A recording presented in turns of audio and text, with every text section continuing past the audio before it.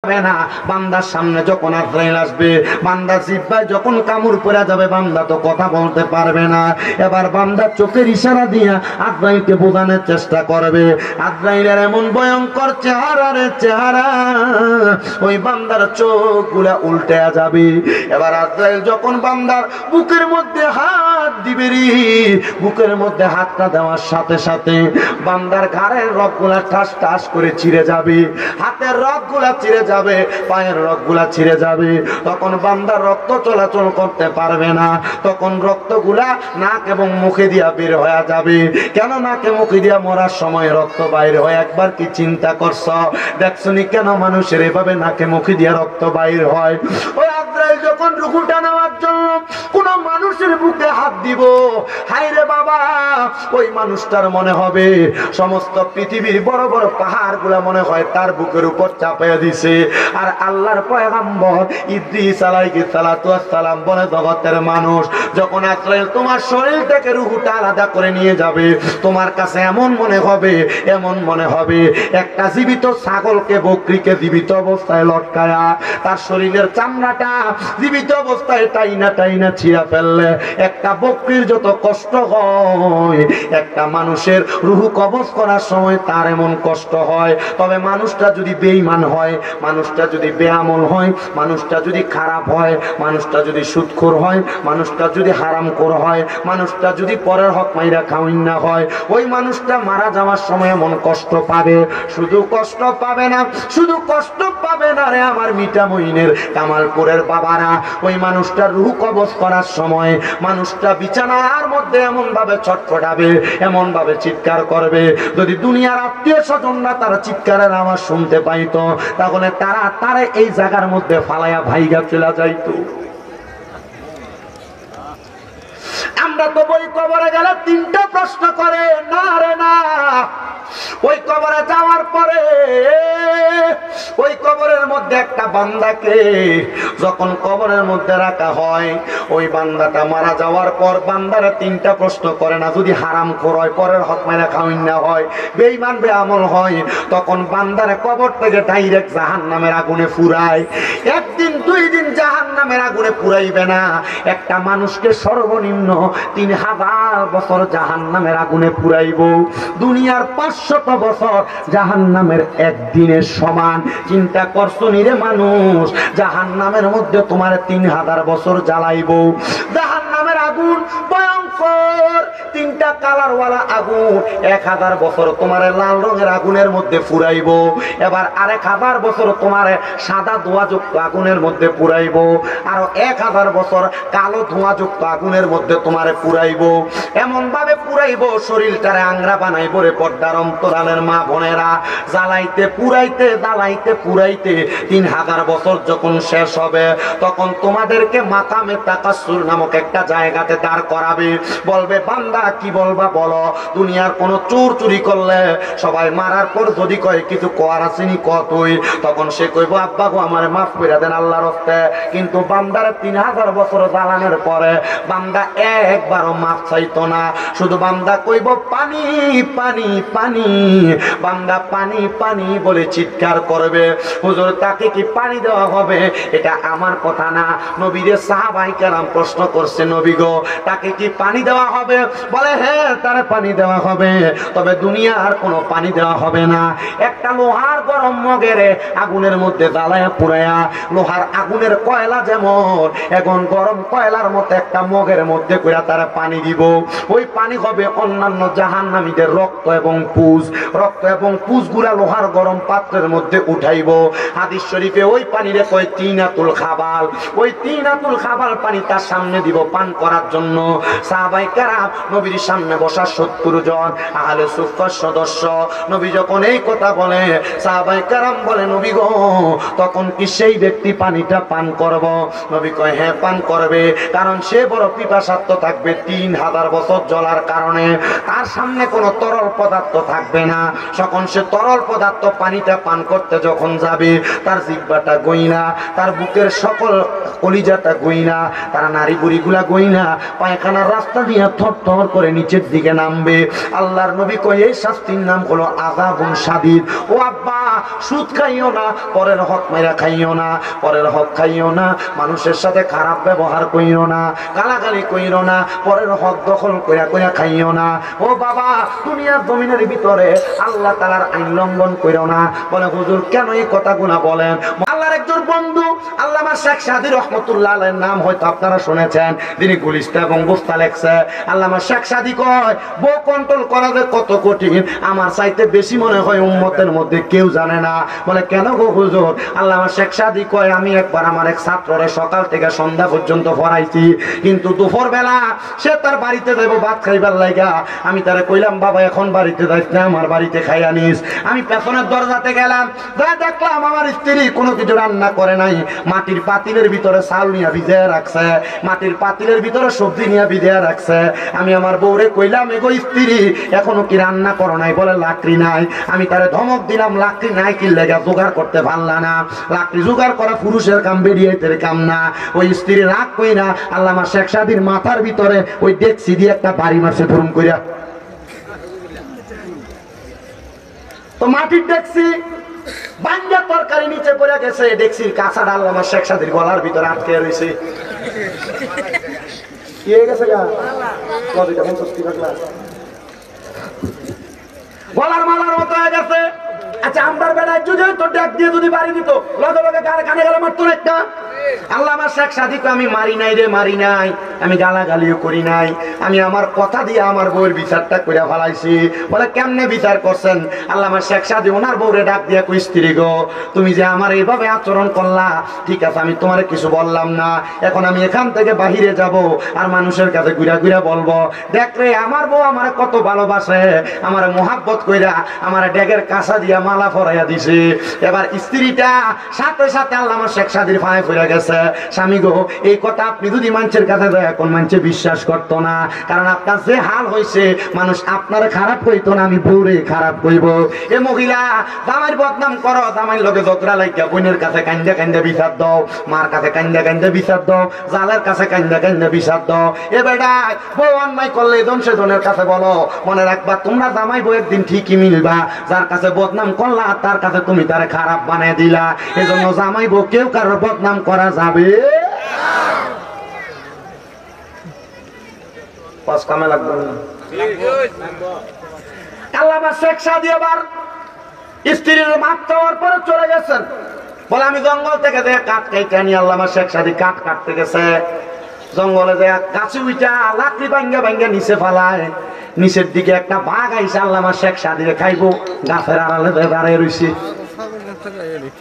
কে খাইবো? বাঘে খাইবো আল্লামা শেখ সাদীরে। আল্লামা শেখ সাদী উপর থেকে নিচে ফেলে দেখে আহারে কতগুলা লাকড়ি বানছি, কেমনে নিমু? আমার যদি একজন সহযোগী থাকতো নিতে পারতাম। এমন টাইমে নজর গেছে বাঘটার দিকে। আল্লামা শেখ সাদী কয় যাক একটা বাঘ পাইছি, এটার কান্দে সরায়া সরায়া লাকড়িগুলা নেওয়া যাইব। আপনারা কোন আল্লাহর ওলিরা চাইলে বাঘেরও তারা কন্ট্রোলে আনতে পারে কি পারে না? আল্লামা শেখ সাদী নিচে নামছে, লাকড়িগুলা বান্দা বাঘেরা ডাক দেয় বাঘ সামনে আয়। বাঘ এসে খাইবার লাগে, বাঘ সামনে এসে দাঁড়াইছে। আল্লামা শেখ সাদী পিঠের মধ্যে লাকড়িগুলা উঠায়া সুন্দর করে বাড়িতে যাইয়া লাকড়ি নামাইয়া বাঘরে বিদায় করে দিছে। এবার ছাত্ররে যখন ঘরের মধ্যে গেছে লাকড়ি বউয়ের কাছে দিয়া ভাত রানতে, ছাত্র কয় হুজুর আমি কিন্তু দেখছি বাঘের কন্ট্রোল করে আপনি বাইত আনলেন। হুজুর একটা বাঘের কন্ট্রোল করতে পারলেন কিন্তু ঘরের বেডিরা কন্ট্রোল করতে পারলেন না। কি বেডি মাটি খাইলেন হুজুর? ছাত্র দিয়ে কথা উস্তাদের ইজ্জত হয়। আল্লামা শেখ সাদী ডাক দিয়ে কয় বাবা তুমি কি সব শুনছো? বলো হুজুর সব শুনছো? বলে হ্যাঁ হুজুর শুনছি। বলে হুজুর আপনি এত বড় আলেম, আপনি চাইলে আরেকটা বিবাহ করতে পারেন। হুজুর কয় বাবা 3 শয়তান কন্ট্রোল করতে পারি না, তুমি আমার 5 শয়তান ফালতাম। হুজুর আমি আপনার দিকে এলাম আরেকটা বিয়ের কথা, আপনি কোন শয়তান কন্ট্রোলের কথা হুজুর, কারণটা কি? ডাক দিয়া কয়, এ বাবা, আল্লাহ তাআলা একটা পুরুষ মানুষের ধোঁকা দিবার লাগে তার লগে একটা শয়তান দিছে, আর একটা বেডি মানুষের ধোঁকা দিবার লাগে তার লগে দুইটা পুরো শয়তান দিছে। এখন আমি তিনটা শয়তান নিয়ে সংসার করি, যদি আমি আরেকটা বিয়ে করি আরো দুইটা শয়তান দইব, এটি তো কন্ট্রোল করতে পারতাম না। বাবা এবার তুই ক বিয়েকে আরেকটা করতাম না, এটাই ঠিক আছে। ছাত্র ডাক দিয়া কই, হুজুর বুঝতে পারছি একটা বিয়েই ভালা, হুজুর আরেকটার দরকার নাই। বাবা দুইটা বিয়ের পাগল হইবা, তিনটা বিয়ের পাগল হইবা, হওয়ার আগে সাবধান। তুমি ওই দুই বিয়ে করার পরে দুই বউয়ের মাঝে সমানতা বজায় রাখতে পারবেন, এটা দেখো। কারণ এক বউয়ের কাছে থাকলে পরের দিন সকালে যদি ওই বউয়ের ঘরের দরজার ভিতরে প্রথম বোঝাই হাজির হয়, তোর উপায় থাকবে না। দুনিয়াতে আমার নবীর উপরে কয়েকবার দুরূদ পড়ছো, দুরূদ পড়া জাহান্নামে যাওয়ার পর আল্লাহর কাছে প্রশ্ন করবা, মাবুদ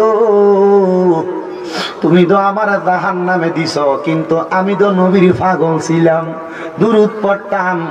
ও মাবুদ, আমার নামে না তুমি জান্নাতে কয়েকটা গাছ লাগাইছে। বেরিয়া একটু মনোযোগ দিয়া শোনো, ঝগড়া ফাসাদ কইরা জামাইর লগে দ্বন্দ্ব কইরা কাটাকাটি মারামারি মোবাইলে টিকটক চাইয়া সময় কাটাইছ না মা। মা গো, নবীর দুরূদ পড়া সময় কাটাইছ, কবরে গেলে লাভ হইব। বাইরে আমার গভীর মনোযোগ দিয়া শোনো, হুজুর ডাক দিয়া কয়, তুমি আমার আল্লাহরে কইবা, আল্লাহ আমি জাহান্নামী ঠিক আছে, কিন্তু নবীর উপর একবার দুরূদ পড়ার কারণে আপনি না জান্নাতের ভিতরে কয়েকটা গাছ লাগাইছিলেন, আল্লাহ সেই কারণে আমি তো জান্নাতে কয়েকটা গাছের মালিক বলে, হ্যাঁ আল্লাহ আমি আমার গাছের বাগানগুলা দেখতে চাই। তখন উম্মতে মুহাম্মদী এই কথা বলে জান্নাতে প্রবেশ করব, গাছের গোড়ায় যায় বইসা আমার আল্লাহ তাআলার ফেরেশতারে কইব, ফেরেশতা এই গাছগুলা কে লাগাইছে? বলে আল্লাহ। বলে কেন লাগাইছে? বলে তুমি দুরূদ পড়ছো এই জন্য। এ ফেরেশতা, আমার আল্লাহ তো ইনসাফের প্রতিষ্ঠা কাদি নবীরে দিয়া প্রতিষ্ঠা করাইছে, তো আমার আল্লাহ আমার নামে যে গাছ লাগাইছে, আমার জায়গা ছাড়া তো আমার আল্লাহ জান্নাতে এমনি গাছ লাগাইছে না, তাহলে গাছ যার জায়গাও তার, আমার আল্লাহর যে কইবা আমি হয়তো আমলের কারণে দুজকি, কিন্তু আমার নবীর উপরে দুরূদ পড়ার কারণে আল্লাহ যে গাছটা জান্নাতে লাগাইছে, আমি ওই দুরূদের গাছের নিচে থাকবো, জান্নাতের আর কোনো জায়গায় যাইতাম না। আমার আল্লাহরে কইও জাহান্নাম আমার দরকার নাই, দুরূদের কারণে যে জান্নাত আল্লাহ আমারে দিছে, আমি এই জান্নাতের মধ্যে থাইকা আমার জনম জনম কাটাইয়া দিমু। জোরে কোন সুবহানাল্লাহ। এই জন্য ভাই বাবারা নবীজির উপরে বেশি বেশি দুরূদ পড়বেন, জবান বন্ধ রাখেন না রে বাবা, হয়তো আল্লাহ এই জবান বুবো বানিয়ে দিব।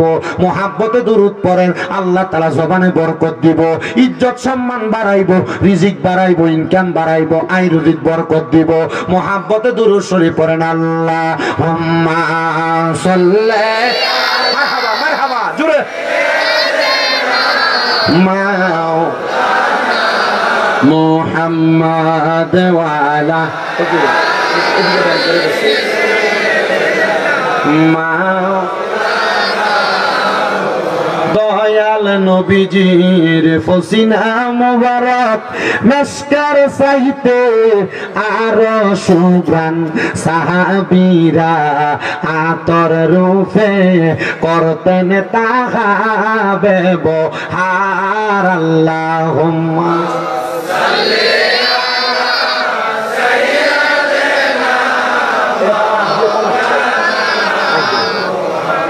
ওয়ালা আলি মাও বেবে দেখো মনে প্রেমিক নবীর, এই নবীর সনে প্রেমের দরকার আছে না নাই?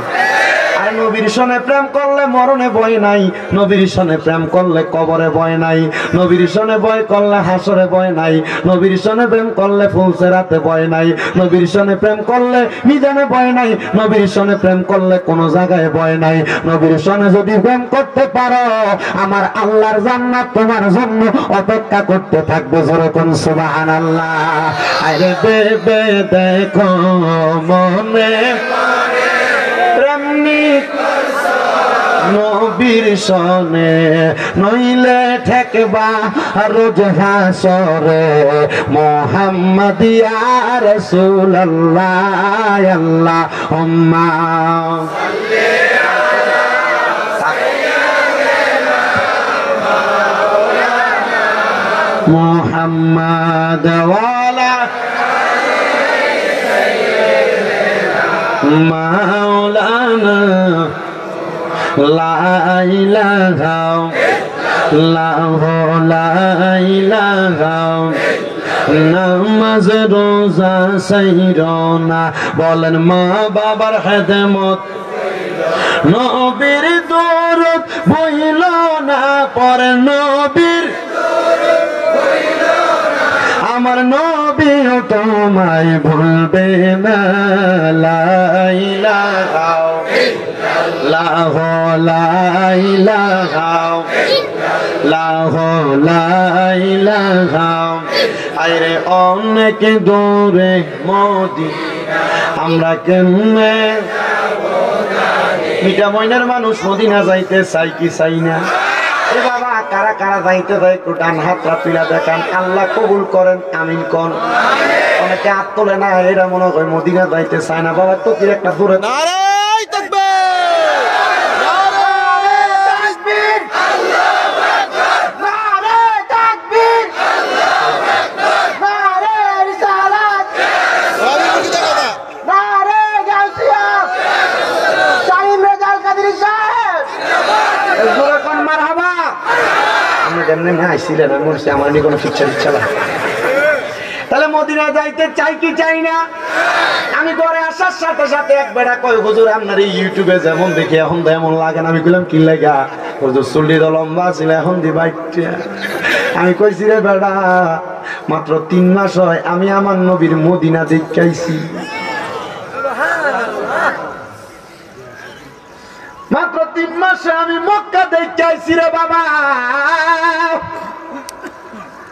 আমার মুআল্লিম যখন আমার টিকেট করে আমি ওনারে কইছি সবাই তো মক্কায় আগে যায় আমি আগে মক্কায় যাইতাম না আমি আগে আমার নবীর মদিনায় যাবো কারণ মক্কায় যে হজ করলে চুল্লি ফালাইয়া তারপরে মদিনাতে আসা লাগবো আমি আমার নবীর রওজার সামনে যাইয়া আমার নবীর কাছে আমার এই বাবরি চুল্লি দেখাইতাম নবী গো ও দয়াল নবী লম্বা চুল্লি রাখার কারণে মানুষে বন্ধ কয় নবী আপনি না কইছেন লাহু শাহরুনিয়া ত্রিভুমান কাবাইহি আপনার চুল মুবারক আপনার ঘাড় মুবারক পর্যন্ত ফরত ও দয়াল নবী আমি চুলগুলা লই আপনার সামনে আসছি আমি মদিনা শরীফে যাইয়াম আমি একটা না প্রত্যেক দিন 7 দিন টানা আমার নবীজির রওজা মুবারকের সামনে 5 ওয়াক্ত নামাজের পরে দাঁড়ায় দাঁড়ায় সালাম দিছি যেই দিন 8ম দিন আমি মদিনা শরীফ থেকে চলে আসবো আমি আমার নবীজির রওজার সামনে দাঁড়াইছি হাতটার এমনি আসামির মতো কইরা আমি আমার নবীজির কাছে কইছি ইয়া রাসূলুল্লাহ আমি একটা হাদিস শরীফ পড়ছি মানজারা কবরি ওয়াজাবাত লাহু শাফাতি ইয়াউমাল কিয়ামা যেই ব্যক্তি আপনি নবীর রওজা একবার জিয়ারত করব তার জন্য আপনি নবীর সুপারিশ করা আবশ্যক হইয়া যায় নবী গো আপনি নবী যার লাগা সুপারিশ করবেন তার তো জান্নাত নিশ্চিত হইয়া যায় যেই দিনে হাদিসটা পড়ছি গো নবী এই দিন আমি নিয়ত করছি আমি মরার আগে একবার মদিনা শরীফ আইমু নবী গো এত তাড়াতাড়ি যে আমার আল্লাহ তাআলা আমার মনের আশাটা পূরণ করবে আমি বুঝতে পারি নাই ইয়া রাসূলুল্লাহ আপনার রওজা মুবারকের সামনে আসার পরে গো এখন আমার মনে আরেকটা আশা জন্মাইছে আপনি নবীর রওজা মুবারকের সবুজ গম্বুজ দেখতে এত সুন্দর আপনি নবীর রওজা মুবারকের সোনালী জালি দেখতে এত সুন্দর না জানি আপনি নবী কত সুন্দর মায়ার নবী গো আমার মরণের আগে আপনি নবী একবার দেখতাম মনটা যায় নবী গো হে পাগল রে কল্লা গো নবী আপনি আমারে মরার আগে একবার দেখা দিবেননি আমার নবী রাহমাতুল লিল আলামিন নবীর রওজার সামনে এই কথাটা বইলা আমি কইছি ইয়া রাসূলুল্লাহ ইয়া হাবিবাল্লাহ নবী গো বাংলাদেশে ওয়াজ মাহফিলে গেলে কত শত মানুষ হাজার মানুষকে নিয়া আপনি নবীর দুরূদ শরীফ আদায় করি গো নবী এরা মক্কা মদিনা আসতে চাই এদেরকে আপনি একবার মক্কা মদিনা আনেন না আমি আমার নবীর রওজার সামনে দাঁড়ায় দাঁড়ায় কইছি নবী গো এদেরকে একবার মক্কা মদিনা আনেন না? এ মিঠা মইনার কামালপুরের বাবা, হে আশেপাশে এলাকা থেকে আগন্ত আমার মুসল্লি ভাই বাবারা, মক্কা মদিনা কেন যাইবা জানো? তোমার মিঠা মইনের কিশোরগঞ্জের মসজিদের ভিতরে এক ওয়াক্ত নামাজ পড়লে এক ওয়াক্তে সওয়াব পাইবা। মদিনা শরীফের ভিতরে যাইয়া এক ওয়াক্ত নামাজ পড়লে 50,000 ওয়াক্তে সওয়াব পাইবা। কিশোরগঞ্জের মসজিদের ভিতরে এক ওয়াক্ত নামাজ পড়লে এক ওয়াক্তে সওয়াব পাইবা, কিন্তু মদিনা শরীফের মক্কা শরীফের মসজিদে হারামের ভিতরে এক ওয়াক্ত নামাজ পড়লে 1,00,000 ওয়াক্তে সওয়াব পাইবা। এ মুসলমান ইমানদার, এ নবীর উম্মতের দলেরা, কোন দিন তুমি 1,00,000 ওয়াক্ত নামাজ পড়বা? তোমার কি মনটা চায় না আল্লাহর কাবা ঘরের সামনে যায় নামাজ পড়তে? মুরব্বী আব্বাজিরা, হে যুবক ভাইরা, এ আমার পর্দার অন্তরালের মা বোনেরা, আমি কত মানুষকে দেখছি মক্কার সামনে যায় চোখের পানি ফালায় ফালায় কান্দে। তোমার কি মনটা চায় না যে খোদা তোমার বানাইছে ওই খোদার ঘরটা দেখার জন্য? বললে কি চায় না যে খোদা তোমার বানাইছে ওই খোদা তাআলার পেয়ারা হাবিব তোমার উম্মত বানাইছে ওই নবীর রওজা মুবারক একবার দেখার জন্য? হায় রে বাবা, তোমার কাছে যদি 2-3 লাখ টাকা এক লগে হইলে তুমি চরে দিয়া খেতে দিয়া বাড়ি দিয়া জায়গা কিনা রাখো না রে আব্বুজি? জায়গা তুমি কিনা কি করবা? সম্পদ বাড়াইবা। যদি নবীর মতো বড় সম্পদ রে না পাও, এই সম্পদ দিয়ে তুমি কি করবা? আমি তোমার কাছে আবদার জানাই রে বাবা, মক্কা মদিনা যাওয়ার আগে তুমি তোমার সম্পদ গুলা না জোড়াইয়া এই টাকা দিয়ে তাড়াতাড়ি মক্কা মদিনা যাও। মক্কার ঘরের দরজার ভিতরে দইরা দইরা দোয়া করলে আমার আল্লাহ চাইলে তোমার এর চাইতে বেশি সম্পদ দিব। মক্কা মদিনার গুণগানটা মানুষের কাছে আইয়া সুন্দর করে কইতে পারবা। আপনারা বলেন, যেই মক্কাতে এত বরকত পাওয়া যায়, যেই মদিনাতে এত বরকত পাওয়া যায়, আমরা সবাই ওই মক্কা মদিনা যাইতে চাই কি চাই না? যারা যারা যাইতে চাই জবান খুলে জোরে জোরে পড়েন, আরে দয়াল আল্লাহ দয়া করেন, রান নসিব করেন মদিনা, লা ইলাহা ইল্লাল্লাহ, লা ইলাহা ইলাহা ইল্লাল্লাহ মুহাম্মাদুর রাসূলুল্লাহ। মুসলমান ইমানদার, আফগানিস্তানের ওই বাদশা হযরতে হাবিব আফিন্দি বলেন, আমি সারা জীবন নবী নবী কইরা কাঁদছি, আমি যেন মরার আগে একবার নবীর দিদার পাই, কিন্তু আমি নবীর দিদার পাই নাই। হযরতে হাবিব আফিন্দি ডাক দিয়া কয়ে, জগতের মানুষ, আমি যখন নবীর দিদার পাইলাম না, আমি সমস্ত জগতের মানুষকে আমি শুধু বললাম আমার জন্য তোমরা খাস করে করে দোয়া করবা, আমি যেন নবীর দিদার পাই। আমি যখন সব সময় মানুষের কাছে নবীর দিদার পাওয়ার জন্য দোয়া করি, আমি নবীর দিদার পাই না। হঠাৎ করে আমি আমার রাজপ্রাসাদের মধ্যে বসা, সকালবেলা আমার রাজপ্রাসাদের সামনে আইসা একজন ব্যক্তি ডাকতেছে আর বলতেছে, এ হাবিব আফিন্দি বাদশা, তুমি তাড়াতাড়ি ঘর থেকে বের হও, আমার পাওনা দেওনা গুলা মিঠাইয়া দাও। পুরা রাজপ্রাসাদের মানুষ, আপনি যেটা কমাইছেন একটু, আমার কাছে আওয়াজটা কানে লাগতেছে না, তবু কম লাগতেছে,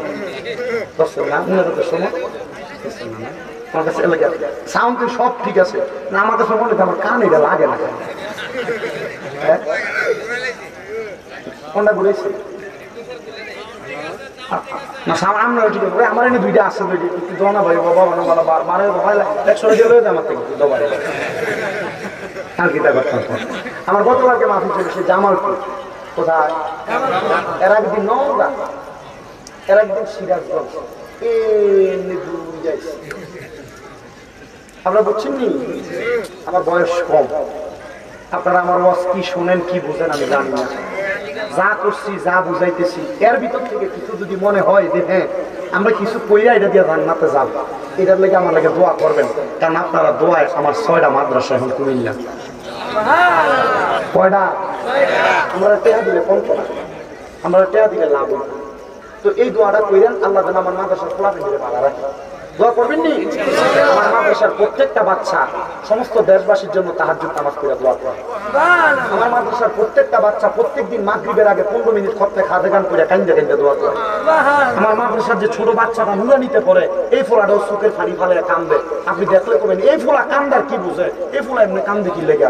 আমি শুধু ফোলা ফাইনে রেখেছি, আব্বারে তোরা শুধু আমার লাগে দোয়া করবি, আমি তোরা লাগে দোয়া করবো, দেশবাসীর কাছে তোরা লাগে দোয়া চাবো, আল্লাহ যেন তোরারে একজন খাঁটি হাফেজ কোরআন বানাই, যে অন্তরে সিনাই নিয়া নবীর মহাব্বতের কথা কবি। কারণ বহুত হাফেজ সাহেব, বহুত মৌলবী সাহেব অন্তরে কোরআন নিয়া কোরআন হাদিসের কথা বুকে রাখা নবীর বিরুদ্ধে কথা কয়। বলে হুজুর কেমনে কয়, নবীর মিলাদ কেমন বিরুদ্ধে কয়, বিভিন্ন বিষয়ে বিরোধিতা করে। আমার কথা হইল আব্বা, আমি কারোর বিরোধিতা করতাম না, আমি আপনারা নবীর প্রেম শিখিয়ে দেন, আপনি নবীর প্রেমের বাঁশি বাজাইবেন, মরার পরে আল্লাহ তাআলা দেখবেন হয়তো এই নবীর প্রেমের কারণে আপনারা জান্নাতি বানাবেন। এই কথা কোন ঠিক কিনা? আমার বাবারা, বাবারা, বন্ধুরা, হযরত হাবিবা ফিন্দি আফগানিস্তানের বড় বাদশা রাজপ্রাসাদের সামনে আইসেন। একজন প্রজা মানুষ অন্য রাজ্য থেকে আইসা ডাক দিয়া কয়, হাবিবা ফিন্দি তাড়াতাড়ি বের হও, আমার দেওয়া পাওনা মিটাও। সবাই অবাক হয়ে গেছে। আফগানিস্তানের বাদশার মতো বাদশা দুনিয়াতে আর একজনও দেখা যায় নাই। যেই বাদশা 1 টাকা যদি ঋণ থাকতো, রাত্রবেলা ঘুমানোর আগে তার ঋণগুলা পরিশোধ করে তারপরে ঘুমাইতে যাইতো, আর আগে ঘুমাইতো না। আর আমরা সমাজে এমন মানুষ আছে, ভাই সাহেব 1,000 টাকা দেন, সন্ধ্যাবেলা দিতেছি, এরপরে তারা আর 1 মাস পর্যন্ত টয়া পাওয়া যায় না। এমন সিটারও সোনার বাংলাদেশে আছে না? না অভাব না। কিস্তিওয়ালার থেকে কিস্তি তুলছে, যেদিন কিস্তি হয় সেদিন করে তালা মেরে দিয়ে বাপের বাড়ি যায়। আসেনিও আপনার কি কষ্ট হয়েছে কোনো?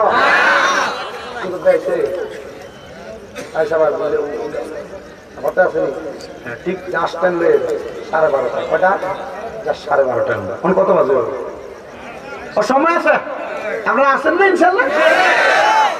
সবাই অবাক হয়ে গেছে। কিরে, যে বাদশা ঋণ পরিশোধ করা ছাড়া ঘুমায় না, এই বাদশার কাছে পাওনা দেওয়ার জন্য অন্য রাজ্য থেকে একজন মানুষ আসছে। এবার আফগানিস্তানের বাদশা, উনি ওনার রাজপ্রাসাদের ভিতরে রাজকার্য পরিচালনা করে। সবাই বলতেছে, কিরে রাজকার্য পরিচালনা করে, কিন্তু তিনি কেন ওনার ঋণগুলো রাইখা দিয়ে ঘুমায় গেল?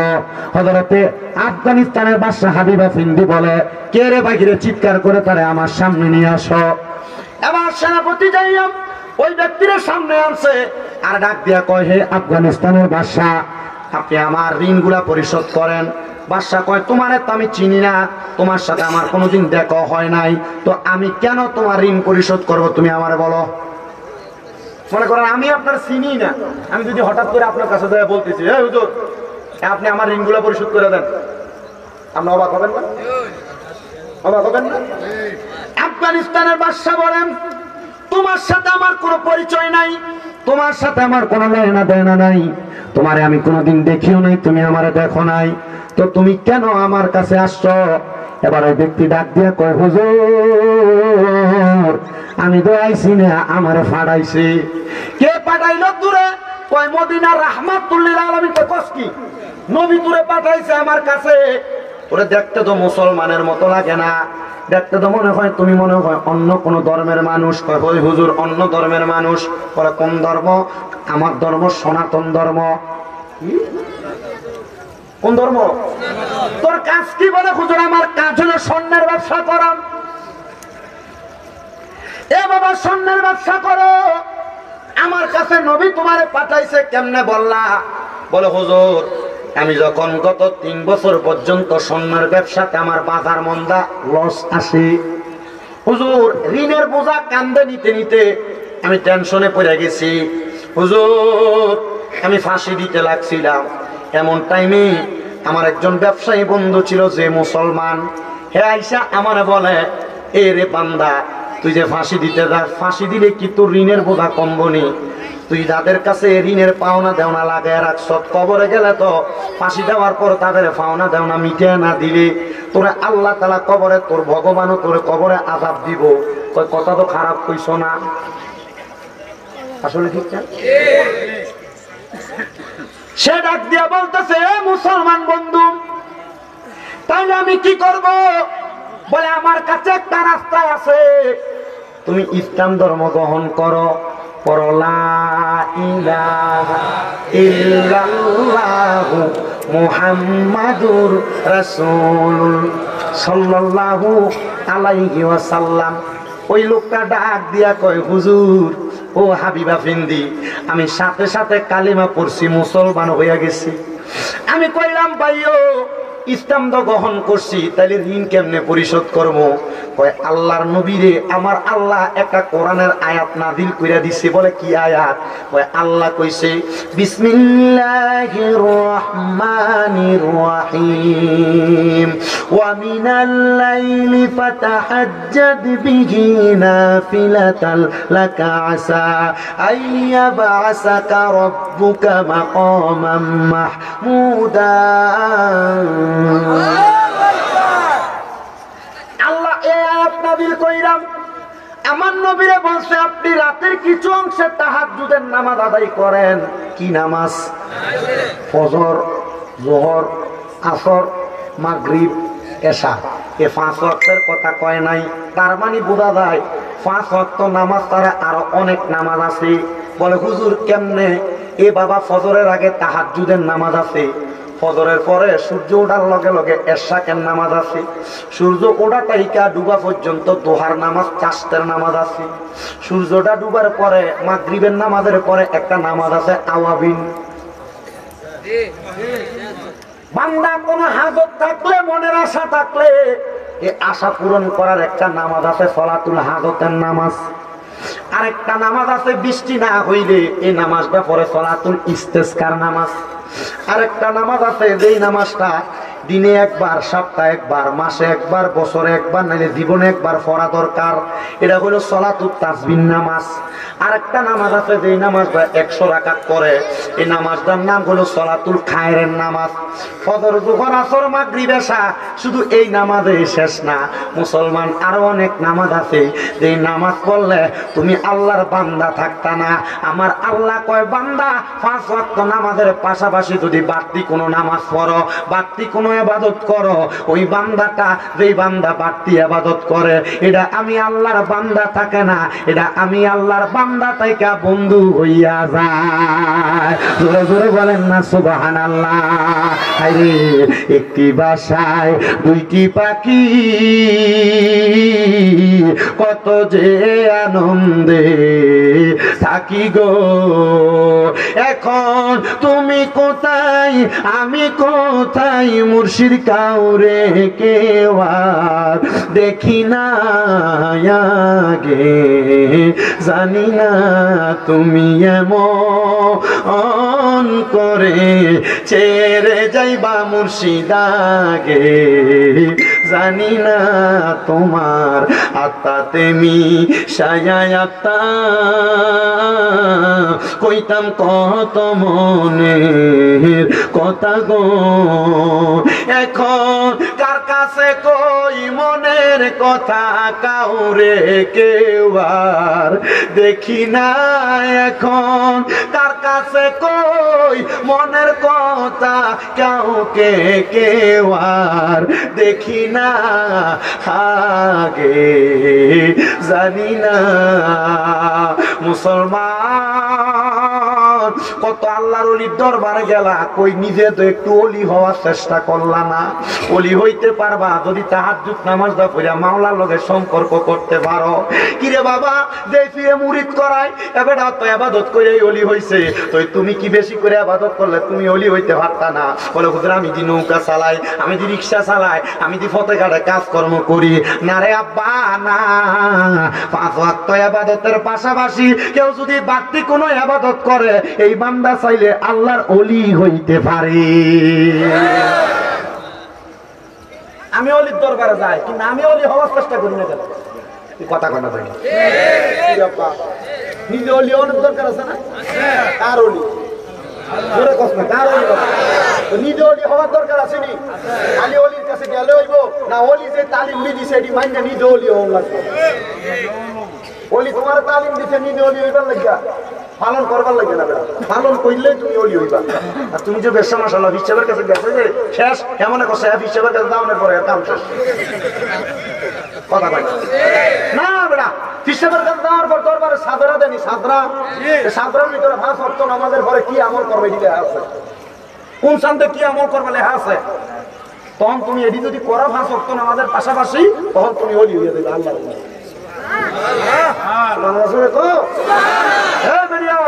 মনোযোগ দিয়ে শোনো, তোমরা তো আমার মার মতো, বোনের মতো, খালার মতো, শাশির মতো, তোমরা ওলি হও। আমি চাই রাবেয়া বসরির মতো, কথা বল না? রাবেয়া বসরি থুথু দিলে কুফের পানি নিচের থেকে উপরে উঠে দিচ্ছে, কি খাওয়ার বেডি বেডিয়েতের বাবার আছে না নাই? সত্যি আছে না নাই? জামাই লগে না, আল্লাহর লগে দেয়। বহুত দেরি জামাই দমক দিল উল্টে আছে না নাই? বেডিয়েত মনে রেখো, স্বামীরে ঘাড় পাত দিলে জান্নাতে জামাত পেয়ে যাবে। স্বামীরে ঘাড় পাত দিস না মা, স্বামীর কথা শুনিস, স্বামীর কথা অমান্য কইরা যাস না 0 পয়েন্টে, আল্লাহর কসম কবরে কোবায় ওখানে ওখানে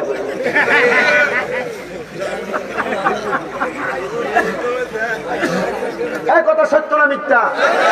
আল্লাহর নবী কয় একটা মহিলা জান্নাতে যাওয়া একবারে সহজ। মারহাবা কর। জান্নাতে যাওয়া কি সহজ না কঠিন? নবী কয় 4 কাম করলে এক মহিলা জান্নাতি। নবী কেমনে কয়? নামাজ। নবী কেমনে কয়? রোজা।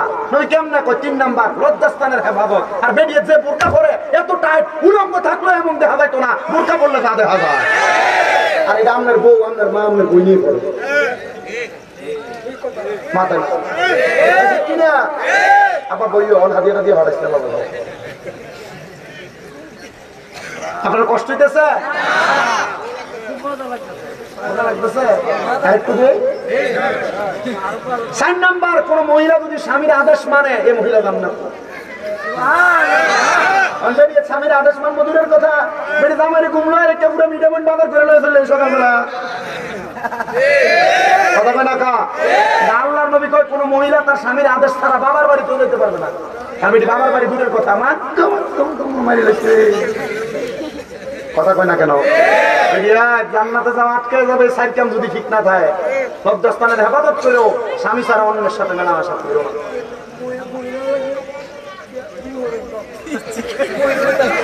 আমারটা আসেনি ভাই, মরে গেছে গা, আল্লাহ বাঁচাইছে আপনারে। হ্যাঁ আমি দিয়েছি করা লাগবো না আরেকটা, অনেকটা করে ধরে নেই। কিরাবেন আপনারা কি বিয়া করলে গুণ হইব না? কিটা আমরা সমাজ, কেউ যদি 2টা বিয়া করে আরে খুব বিল্লা দেয়, কিন্তু কেউ যদি ফরক বিয়া করে আরে কিছু কয় না। কোন ফলাফল যদি প্রেম করে এটা কিছু কয় না, কিন্তু 2 বিয়া করলে কয়। 2 বিয়া করা গুণা, গুণা। 5টা পর্যন্ত ঠিক আছে, 5টা যদি করে তো চরিত্র খারাপ বেটা।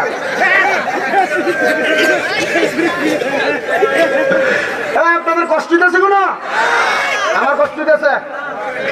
আমরা কইলে আমি ছেড়ে দিয়ে যাবো গা, কি ছেড়ে দিলে সারাই তো আর শোনার লাগে, ওদের মতো গল্প করতে শুনলে চলে।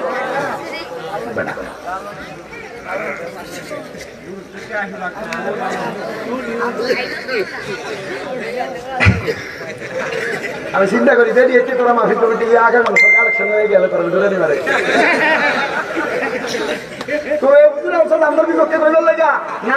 আমি চাই এই মিঠা মইনের সব মহিলারা জান্নাতে যাক। আমি চাই সোনার বাংলাদেশের সব বেরিয়ে জান্নাতে যাক। আমি চাই সমস্ত দেশের সব মহিলা জান্নাতে যাক। মা আল্লাহ দোহাই স্বামীর লোকে ঘাউরামি করিস না মা, মরণের পরে শান্তি পেতি। কথা কম বেড়াইতে কব কি কি কইছে?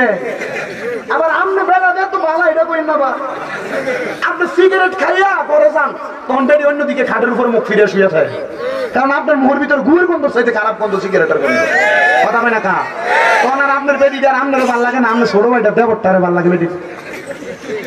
কথা বলে ঠিক করে কইও, এতক্ষণ ঠিক করছো ঠিক করো না কেন? দোষের কথা শিখেন নাই না? কথা ঠিক আছে? তোমার সিগারেট খাওয়া বেডির কাছে যাও, তখন তো তোমার আর ভালো লাগতেছে না, তোর মুখ বন্ধ এটা। ওই জায়গা উঠছে জায়গা জায়গা জায়গা যাও গা, মনে লাগতো না। দেখছো না কয়টা লাগাইছে ক্যামেরা? 13টা। বড় ইংলে বলিয়েছে কি প্যান্ডেল পুরা মানুষ। তাহলে আমরা দোষ আছে না নাই? স্ত্রীর খুশির জন্য সিগারেট খানা ছাড়ো। নবীজির ঘোষণা, দুনিয়ার জমিনে যদি তোমরা জাহান্নামী মানুষ দেখতে চাও তাদের দিকে তাকাও যারা মুখের ভিতরে আগুন। এ মুখে আগুন থাকা সিগারেট খাওয়ানো বেড়ে মুখে আগুন থাকে না? খাও বেশি করে সিগারেট। যদি জাহান্নামী চিনতে চাও কার দিকে তাকাও যারা মুখে আগুন। মুখে আগুন কার কার হিসাব আপনারা করেন। তাহলে স্ত্রীকে খুশি করার জন্য সিগারেট খাওয়া সারা লাগবে। কথা কন ঠিক করছো না? নিজেরা খাওয়ার লেগে ঠিক কয় না। আমরা খাদ্য বড় খারাপ। কিছু থেকে কিছু হোক আর না হোক, বউ কোনো কাজ করুক আর না করুক, একটু সেটটা দেয় বেটিতে গালাগালি করে মা বাবার নাম তুললা। কথা কোন বেড়ায় ঠিক কিনা? গালাগালি করেননিও? করেনি? করলে এখন মারতো না। এ বাবা শোনো, নবী আমার বলতেছে তোমরা তোমাদের স্ত্রীদের মা বাবার নাম তুলে গালি দিও না। নবী গো কেন? আমার নবীকে আমি নবী হইলাম মহিলাদের বাবা। গালি দিলা, গালি দিয়া নবীর উপরে করবো আর গালি দিবাও মুখ মারানি শিখিয়া তার কত শেষ না মনে করতে ভিতরে কথা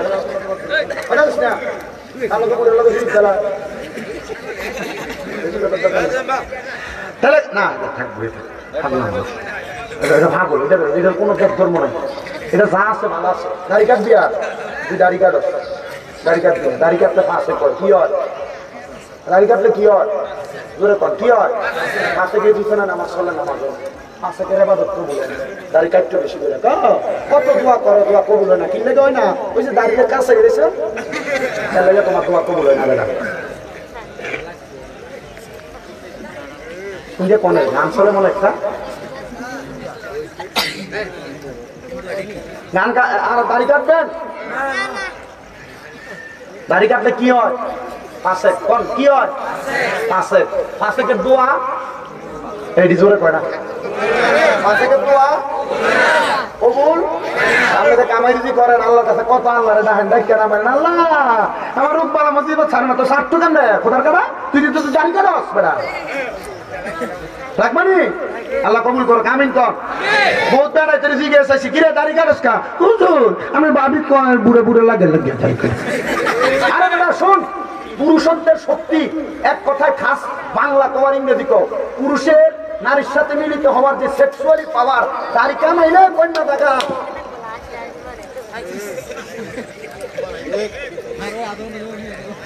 বেডিরে কয়ো যে বেডিয়ে ছালা কে বেডি কোনোদিন তার জামাইতে দাড়ি কাটবার কথা কয় না। এ বেডি বোঝে না তো মুরুখ কয়ার লাগে কথা কয় না কা। আরে আমি গালাগালি করি না, আমি দমকায় সিধা পুরো মারি বেড়া। আপনার কষ্ট দিয়েছে বাবা। আমি আমার এক ওস্তাদ আমার লগে দিয়ে বসা। আমি তো অনেক ওয়াজ করছি বেরিয়েতে পক্ষে আর বেড়াইতে বিপক্ষে। হুজুর কত কি কিন্তু শরম লাগে না? তুই যে ওয়াজ করো। আমি নিজে তো এই ক্লাসে পড়াই না। আমি বললাম হুজুর না শরম লাগে না, কারণ আমরা বেশি দিয়ে দেয় আমরা ক্লাসে তো বেতন খান, আমরা তো বেশি দিয়ে দিয়ে যা আমরা এটি করবার লেগে কথা কেন ঠিক কি? তাহলে বেরিয়ে গালাগালি করা যাইব। নবী আমার কয় তোমরা গালাগালি করো না। নবী গো কেন? বলে মহিলাদের বাবা হইলাম আমি, এজন্য মা বাবার নাম তুলে গালি দিও না। বেডির 3টা কিল দিলে তো রাগ করে না, বেডির মার একবার গালি দিলে বাপরে একবার গালি দিলে যত রাগ করে। কারণ মনে রাখবা বেরিয়ে তার মা বাপরে কিছু কোয়া পছন্দ করে না, এরা সব মান্য নেয়, কিন্তু মা বাপরে গালি দিলে এরা মানতে পারে।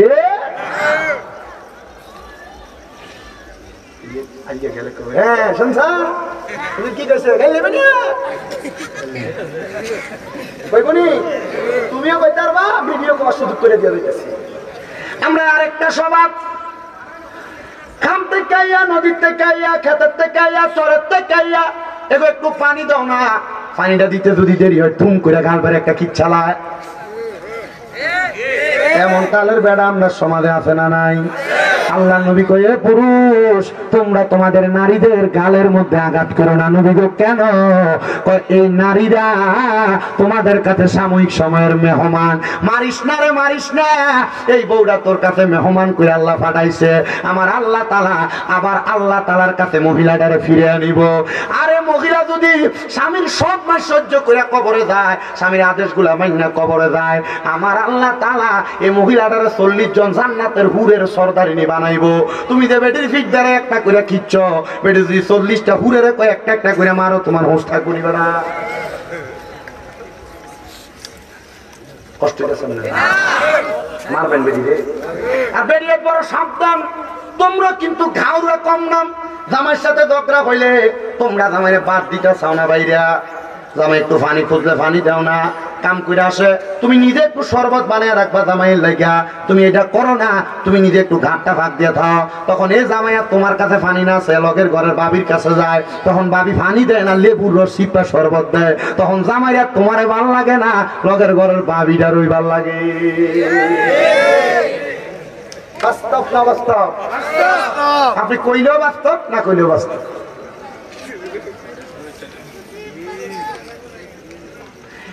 মহিলারা দিনের বেলা স্বামীর সাথে ঝগড়া করলে রাতের বেলা অন্যদিকে মুখ ফিরে শুয়ে থাকে। আগে সন্তান এক পাশে ঘুমাইতো, স্বামী স্ত্রী এক পাশে ঘুমাইতো। যদি দিনের বেলা ঝগড়া হয়, বেডি ওই দিন বাচ্চাটারে মাইর দিয়ে শোয়ায়। এ কথা কই নাকি? হ্যাঁ কথা ঠিক আছে আব্বা? আব্বা আপনার কাছে মনে হইতেছে হুজুর এই কথা যে কলেন এত ছোট ছোট ফলা হয় না। আর আব্বা আমি না কইলে আপনি শিখবেন কোথেকে? ফলানি শিখবো কোথেকে? কইতাম ওই কনের ভক্তে কেটা কেটা আত্মলো বাবা।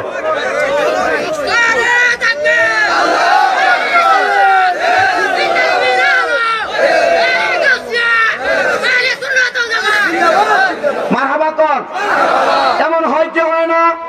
এ মহিলারা মনে রাখবা, কোন মহিলা স্বামীর সাথে যদি দিনের বেলা ঝগড়া ফাসাদ দ্বন্দ্ব হয়, কখনো রাত্রিবেলা পর্যন্ত সেই ঝগড়া রাখবা না।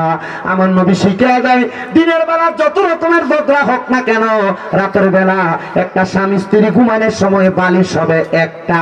বালিশ হবে কয়টা? ওরকম বালিশ হবে কয়টা?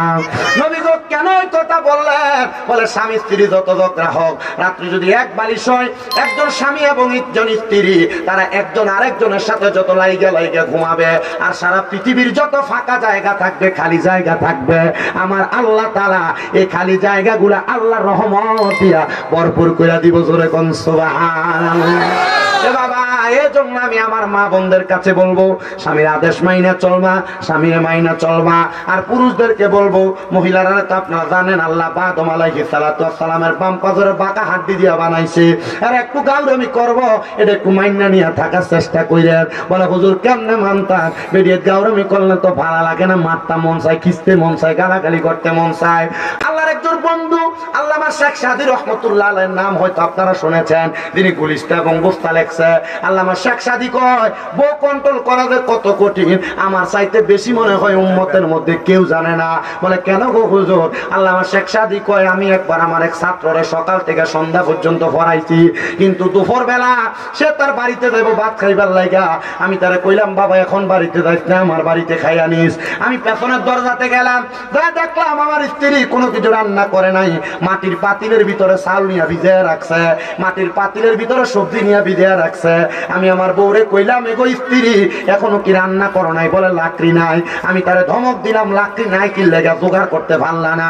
লাকড়ি জোগাড় করা পুরুষের কাম, বেরিয়েতের কাম না। ওই স্ত্রী রাগ কই না, আল্লামা শেখ সাদীর মাথার ভিতরে ওই ডেকসি দিয়ে একটা বাড়ি মারছে ধরুম কইরা। তো মাটির ডেকসি বাঞ্জা তরকারি নিচে পড়ে গেছে, ডেকসির কাঁচাটা আল্লামা শেখ সাদীর গলার ভিতরে আটকে রয়েছে।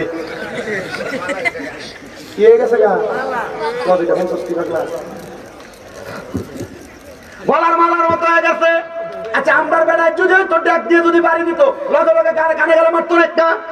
আল্লামা শেখ সাদিকে আমি মারি নাই রে, মারি নাই, আমি গালাগালিও করি নাই, আমি আমার কথা দিয়ে আমার বউয়ের বিচারটা করে ফেলাইছি। বলে কেমনে বিচার করছেন? আল্লামা শেখ সাদি ওনার বউরে ডাক দিয়া কই, স্ত্রী গো, তুমি যে আমার এইভাবে আচরণ করলা, ঠিক আছে আমি তোমার কিছু বললাম না, এখন আমি এখান থেকে বাহিরে যাব আর মানুষের কাছে ঘুরা ঘুরা বলবো, দেখ রে আমার বউ আমার কত ভালোবাসে, আমার মোহাব্বত কইরা আমার ড্যাগের কাঁচা দিয়া মালা পরাইয়া দিছে। এবার স্ত্রীটা সাথে সাথে আল্লামা শেখ সাদির পায়ে পড়ে গেছে, স্বামী গো এই কথা আপনি যদি মানুষের কাছে যায় এখন মানুষে বিশ্বাস করতো না, কারণ আপনার যে হাল হয়েছে মানুষ আপনার খারাপ কইতো না, আমি বউরে খারাপ কইব। এ মহিলা জামাইয়ের বদনাম করো, জামাইয়ের লগে ঝগড়া লাগিয়া বোনের কাছে কান্দে কান্দে বিচার দাও, মার কাছে কান্দে কান্দে বিচার দাও, জালের কাছে কান্দে কান্দে বিচার দাও। এ বেটা বউ অন্যায় করলে দনসেদনের কাছে বলো, মনে রাখবা তোমরা জামাই বউ একদিন ঠিকই মিলবা, যার কাছে বদনাম করলা তার কাছে তুমি তারে খারাপ বানিয়ে দিলা, এজন্য জামাই বউ কেউ কারোর বদনাম করা যাবে পাঁচ কামে লাগবে না। আল্লামা শেখ সাদি আবার স্ত্রীর মাপ চাওয়ার পরে চলে গেছেন, বলে আমি জঙ্গল থেকে যে কাঠ কাইতে আনি। আল্লামা শেখ সাদি কাঠ কাটতে গেছে, জঙ্গলে যে গাছে উইটা লাকড়ি ভাঙ্গা ভাঙ্গা নিচে ফালায়, নিচের দিকে একটা বাঘ আইসে আল্লামা শেখ সাদিরে খাইবো, গাছের আড়ালে দাঁড়িয়ে রইছে। কে খাইবো? বাঘে খাইবো আল্লামা শেখ সাদিরে। আল্লামা শেখ সাদি উপর থেকে নিচে যায় দেখে, আহারে কতগুলা লাকড়ি ভাঙছি, কেমনে নিমু, আমার যদি একজন সহযোগী থাকতো নিতে পারতাম। এমন টাইমে নজর গেছে বাঘটার দিকে। আল্লামা শেখ সাদি কয়, যাক একটা বাঘ পাইছি, এটার কান্দে ছড়ায়া ছড়ায়া লাকড়ি গুলা নেওয়া যাইব। আপনারা কোন আল্লাহর ওলিরা চাইলে বাঘেরও তারা কন্ট্রোলে আনতে পারে কি পারে না? আল্লামা শেখ সাদি নিচে নামছে, লাকড়ি গুলা বান্দা বাঘের ডাক দেয়, বাঘ সামনে আয়। বাঘে এসে খাইবার লাগে, বাঘ সামনে এসে দাঁড়াইছে। আল্লামা শেখ সাদি পিঠের মধ্যে লাকড়ি গুলা উঠায়া সুন্দর করে বাড়িতে যাইয়া লাকড়ি নামাইয়া ভাগরে বিদায় করে দিছে। এবার ছাত্ররে যখন ঘরের মধ্যে গেছে লাকড়ি বউয়ের কাছে দিয়া ভাত রানতে, ছাত্র কয়, হুজুর আমি কিন্তু দেখছি বাঘের কন্ট্রোল করে আপনি বাইট আনলেন, হুজুর একটা বাঘের কন্ট্রোল করতে পারলেন কিন্তু ঘরের বেডিরা তো কন্ট্রোল করতে পারলেন না। কি বেডি মাঝি খাইলেন হুজুর? ছাত্র বিজয় কথা ওস্তাদের ইজ্জত। হ্যাঁ, আল্লামা শেখ সাদি ডাক দিয়ে কয়, বাবা তুমি কি সব শুনছো? বলো হুজুর সব শুনছো? বলে হ্যাঁ হুজুর শুনছি। বলে হুজুর আপনি এত বড় আলেম, আপনি চাইলে আরেকটা বিবাহ করতে পারেন। হুজুর কয়, বাবা 3 শয়তান কন্ট্রোল করতে পারি না, তুমি আমার 5 শয়তান ভালতাম। হুজুর আমি আপনার দিকে এলাম আরেকটা বিয়ের কথা, আপনি কোন শয়তান কন্ট্রোলের কথা? হুজুর কারণটা কি? ডাক দিয়ে কয়, এ বাবা আল্লাহ তাআলা একটা পুরুষ মানুষের ধোঁকা দিবার লাগে তার লগে একটা শয়তান দিছে, আর একটা বেডি মানুষের ধোঁকা দিবার লাগে তার লগে 2টা পুরো শয়তান দিছে। এখন আমি 3টা শয়তান নিয়ে সংসার করি, যদি আমি আরেকটা বিয়ে করি আরো 2টা শয়তান দইব, এদিকে তো কন্ট্রোল করতে পারতাম না। বাবা এবার তুই কর বিয়েকে আরেকটা করতাম না, এটাই ঠিক আছে। ছাত্র ডাক দিয়ে কই, হুজুর বুঝতে পারছি একটা বিয়েই ভালো, হুজুর আরেকটার দরকার নাই। বাবা 2টা বিয়ের পাগল হইবা, 3টা বিয়ের পাগল হইবা, হওয়ার আগে সাবধান। তুমি ওই 2 বিয়ে করার পরে 2 বউয়ের মাঝে সমরতা বজায় রাখতে পারবেন, এটা দেখো। কারণ এক বউর কাছে থাকলে পরের দিন সকালে যদি ওই বউর ঘরের দরজার ভিতরে প্রথম বোঝাই হাজির হয় তো রূপাই থাকবে না। আল্লাহ কবুল করেন, আমিন পড়েন। আস্তে করে সাবান আমিন। আপনার কি কষ্ট হইতেছে বেটা? আরো জোরে কোন কষ্ট হইতেছে? আমি জানি না আপনারা কোন জাতের ওয়াজ শুনেন না। 18 মিনিট সময় আছে, আমি আমার হাবিবা ফিন্দির ওয়াজটা শেষ করিলাম, একটা জিকির দেন, ওয়াজ শেষ। রাজি আছেন নি? আমার একটু কষ্ট করে বসুন। আল্লামা শেখ সাদি রহমাতুল্লাহ আলাইহি বলেন, এ বাবা হযরতে হাবিবা ফিন্দি বলেন, এ বাবা তোরে আমার নবী পাঠাইছে? বলে হ্যাঁ। বলে ফাঁসি দিতে গেছিলি? বলে হ্যাঁ। বলে এরপরে কি করছ? বলে তাহাজ্জুদের নামাজ পড়ছি, তাহাজ্জুদের নামাজটা পড়িনা আমি আল্লাহ তাআলার কাছে কাঁদছি, আল্লাহ আমি ঋণ দিতে পারি না, আল্লাহ আমার ঋণ দি কেমনে দিতাম? আল্লাহ তুমি না তোমার নবীরে কইছো রাতের কিছু অংশ ইবাদত করার জন্য আপনি মাকামে মাহমুদ দিবেন। আমার নবী কই, উম্মত রে তোমরা যদি বিপদে পড়া, অভাবে পড়া, টেনশনে পড়া, কঠিন রোগে আক্রান্ত হইয়া, দুনিয়ার জমিনে মুসিবতে পড়া আমার আল্লাহর কাছে তাহাজ্জুদ নামাজ পড়ে কোনো কিছু চাও, আমার আল্লাহ তোমার আশা পূরণ করে দিবে। জোরে কোন সুবহানাল্লাহ। বলো হুজুর কেমনে? এই আয়াত যখন আমার নবীর উপরে নাযিল হয়েছে, নবী ছিল নবীর স্ত্রী আম্মা জান আয়েশা সিদ্দিকার ঘর মোবারকে। আমার নবীজি আম্মা জান আয়েশা সিদ্দিকার ঘর মোবারকের মধ্যে থাইকা আমার নবীজি 2 রাকাত নামাজ পড়ছে সারা রাত্র লাগায়া। নবী আমার ডাক দিয়া কয়, আয়েশা তুমি যে আমার নামাজের দিকে তাকাও কারণটা কি? আম্মা জান আয়েশা সিদ্দিকা ডাক দিয়া কই, নবী গো আপনারা এমন লম্বা নামাজ আর কোনোদিন আমি পড়তে দেখছি না, এত লম্বা নামাজ পড়তাছেন নবী কারণটা কি? আমার নবী ডাক দিয়া কয়, আয়েশা আল্লাহ কইছে আমি নবী তাহাজ্জুদ পড়লে আমার সব দিব, মাকামে মাহমুদ দিব। আয়েশা রে আমি কান্দি আমার উম্মতের জন্য, কারণ উম্মত তো নবীর পাগল। আমার আল্লাহর কাছে জিগাইছি, আল্লাহ আমার উম্মত যদি তাহাজ্জুদের নামাজ পড়ে আমার উম্মতের আপনি কি দিবেন? আম্মা জান আয়েশা কয়, নবী গো আমার আল্লাহ তো আপনার দোয়া ফিরিয়ে দিত না, আপনি যে দোয়া করবেন আল্লাহ কবুল করব। নবী আল্লাহ কি কইছে? আমার নবী ডাক দিয়া কয়, আয়েশা রে আমার আল্লাহ কইছে আমার উম্মত যদি তাহাজ্জুদের নামাজ পড়া আমার আল্লাহর কাছে কোনো কিছু চায় আমার আল্লাহ উম্মতের ফিরাইয়া দিবে না। এ বাবা বিদেশ যাওয়ার চেষ্টা করো, ব্যবসা করো, বরকত হয় না। মা বোনেরা ঘর থেকে রোগ বালা মুসিবত ছাড়ে না। আমি তোমার কাছে বলবো একটা ইবাদত করো, সেই ইবাদতের নাম হলো সালাতুত তাহাজ্জুদ। ওই ব্যক্তি কই ইসলাম ধর্ম গ্রহণ কইরাম, আমি তাহাজ্জুদের নামাজ পড়তেছি আমার বন্ধুর কথা মোতাবেক আল্লাহর কোরআনের আয়াত অনুসরণ কইরা আমি কাঁদতেছি আমার ঋণগুলা যেন আল্লাহ তাআলা মাফ করে দেয়। এমন টাইমে আমারে ঘুমের ঘরের স্বপ্নে আমার রাহমাতুল লিল আলামিন নবী হাজির হয়ে গেছে। আমার নবী হাজির হইয়া আমারে ডাক দিয়া কইছে, রে বান্দা এ আমি নবীর উম্মত, তুই যে তোর ঋণের জ্বালা সহ্য করতে না পাইরা কান্দ, যা আমার গোলাম আমার হাবিবের কাছে যায় ক, আমার হাবিবে তোর ঋণ পরিশোধ করে দিব। হাবিবকে আফগানিস্তানের এরা স্বপ্ন নবীজি কইয়া দিচ্ছে, যা আমার হাবিবের কাছে যায় ক, আমার হাবিবে তোর ঋণ পরিশোধ করে দিবে। যখন এই বাদশাহ এই কথা শুনছেন, বাদশাহ ডাক দিয়া কয়, এ আল্লাহর বান্দা তোরে নবী কি বলছে? বলে নবী বলছে, যা আমার প্রেমিক হাবিবের কাছে যায় ক, আমার প্রেমিকে তোর ঋণ পরিশোধ করব। আফগানিস্তানের বাদশাহ বড় সিন্ধুক কইলা একটা দেড়হামের পোটলা তার হাতে উঠে দিছে। ওই আবার ডাক দিয়া কয়, কি বলছে নবী? বলে নবী বলছে আমার প্রেমিক হাবিবের কাছে যায় ক, আমি আরেকটা পোটলা তার হাতে দিলাম, টাকার পোটলা মানে দেড়হামের পোটলা। আমি আবার দিগাইলাম, কি বলছে তোরে নবী? বলে নবী বলছে, আইরে নবী বলছে, নবী বলছে আমার প্রেমিকের কাছে যায় ক, হাবিবের কাছে আমার প্রেমিক হাবিব তোরে দেড়হাম দিয়া দিব, তোর ঋণ পরিশোধ করে দিব।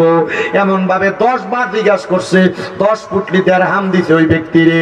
ওই সেনাপতি ডাক দিয়া কয়, জগতের মানুষ তোমরা জানো নি রে, ওই ব্যক্তিরে যেই 10টা পুটলা দিছে দেড়হামের, এই দেড়হামের 10টা পুটলি দিয়া ওই ব্যক্তি তার জীবন কাটিয়ে দিতে পারবে তার ঋণ দেওয়ার পরে, তবুও সেই ব্যক্তি তার জীবনে এই টাকা শেষ করতে পারবে না।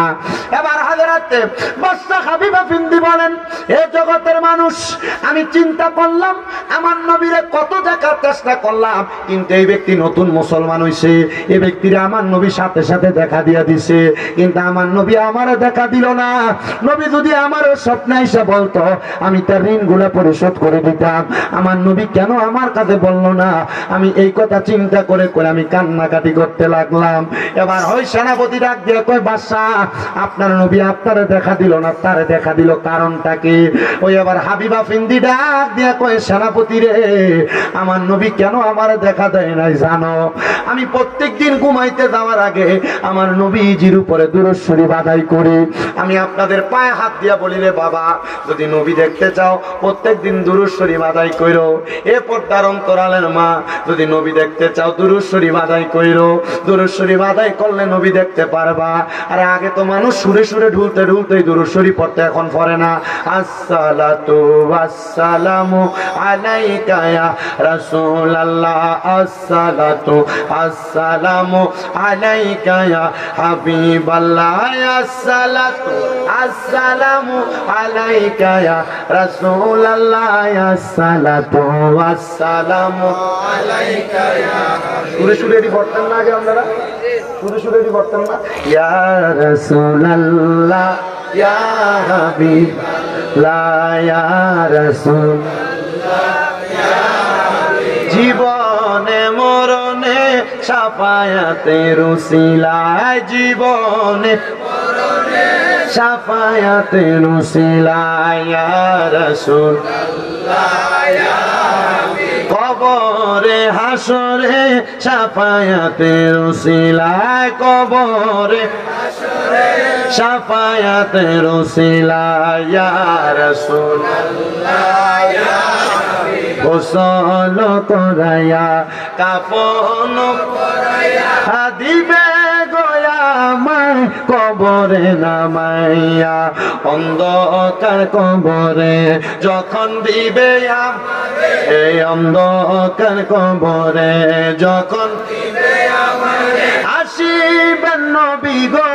আমার শিয়রে দেখিব আপনাকে দুনয়ন ভরে দেখিব আপনাকে দুনয়ন ভরে ইয়া রাসূলুল্লাহ ইয়া হাবিব মুনকার নাকির আসিয়া সওয়াল করবে মুনকার নাকির আসিয়া সওয়াল করবে বসিয়া হাদিয়েন গো নবী পর্দা উঠাইয়া জানাইব সালাম আপনাই দাঁড়াইয়া জানাইব সালাম আপনাই দাঁড়াইয়া ইয়া রাসূলুল্লাহ ইয়া হাবিবাল্লাহ ইয়া রাসূলুল্লাহ আপনি যদি এমন ভাবে নবীজির দুরূদ পড়তে পারেন নবীরে ডাকতে পারেন আমি জানতে চাই মিঠামইনের কিশোরগঞ্জের কামালপুরের বাবারা আপনারা বলেন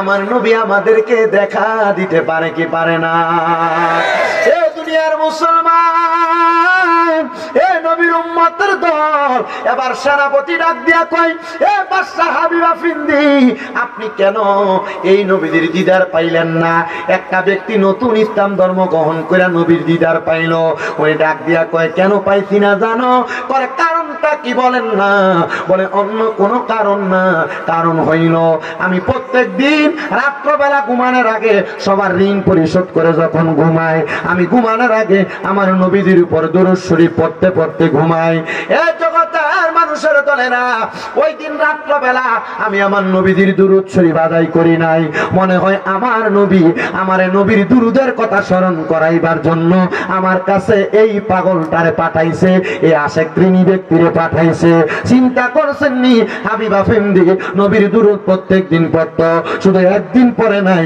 আমার নবীজি ওই ব্যক্তিরে দরুদ পড়ার সংবাদ পাঠিয়ে দিছে আপনি যদি নবী নবী কইয়া ডাকেন আমার আল্লাহ তাআলা আপনার এই দুরুদের বরকতে নবীর দিদার দান করবে বলে হুজুর নবীর দিদার পাইলে আমার লাভটা কি হবে আমার উপায় কি হবে আমার নবীর দিদার পাইলে আমার দুনিয়া আখিরাতে কেমন কামিয়াবি হবে আরে পাগল বুঝো না নবীর দিদার পাইলে তোমার মরণকালে কোনো ভয় থাকবে না নবীর দিদার পাইলে তোমার মরণকালে কোনো ভয় থাকবে না বলে হুজুর কেন আরে যারা বেঈমান যারা আমল করে না নামাজ পড়ে না রোজা রাখে না ইবাদত করে না তারা মরার সময় কষ্ট পায় মারা যাবে কিন্তু যারা নেক আমল করে ঈমান নিয়ে মারা যায় ওই ব্যক্তিটা মারা যাওয়ার সময় আমার আল্লাহ তাআলা ওই ব্যক্তির আমল আমার মধ্যে নেক সওয়াব দান করে দেয় আর মারা যাওয়ার সময় তার কোনো কষ্ট হয় না আর কত বেঈমান বেআমল ব্যক্তি মারা যায় মারা যাওয়ার সময় বিছানায় প্রস্রাব পায়খানা করে দেয় আমি বলেছিলাম আপনাদের কাছে কথাগুলো আপনাদেরকে শেষ বেলায় বলে দিয়ে যাব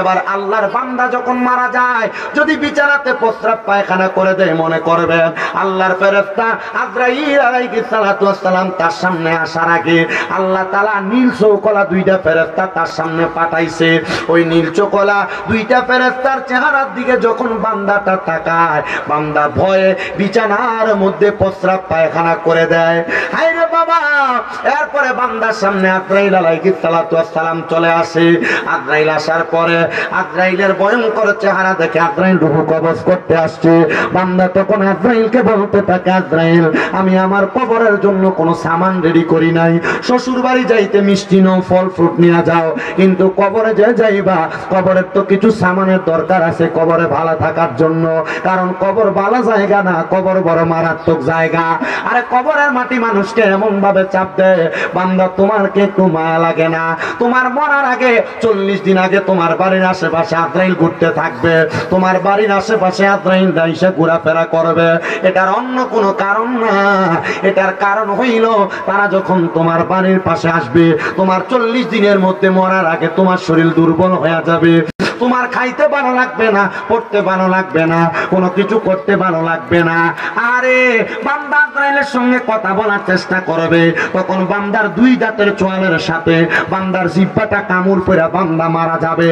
এ মুসলমান ইমানদারের দলেরা, নবীর উম্মতের দলেরা, শুধু এমনি মারা যাবে না, বান্দার সামনে যখন আজরাইল আসবে, বান্দার জিহ্বায় যখন কামড় পড়ে যাবে, বান্দা তো কথা বলতে পারবে না। এবার বান্দা চোখের ইশারা দিয়া আজরাইলকে বোঝানোর চেষ্টা করবে। আজরাইলের এমন ভয়ঙ্কর চেহারা রে চেহারা, ওই বান্দার চোখগুলা উল্টে যাবে। এবার আজরাইল যখন বান্দার বুকের মধ্যে হাত দিবে রে, বুকের মধ্যে হাতটা দেওয়ার সাথে সাথে বান্দার ঘাড়ের রগগুলা ঠাস ঠাস করে ছিঁড়ে যাবে, হাতের রগগুলা ছিঁড়ে যাবে, পায়ের রগগুলা ছিঁড়ে যাবে। তখন বান্দার রক্ত চলাচল করতে পারবে না, তখন রক্তগুলা নাক এবং মুখে দিয়া বের হয়ে যাবে।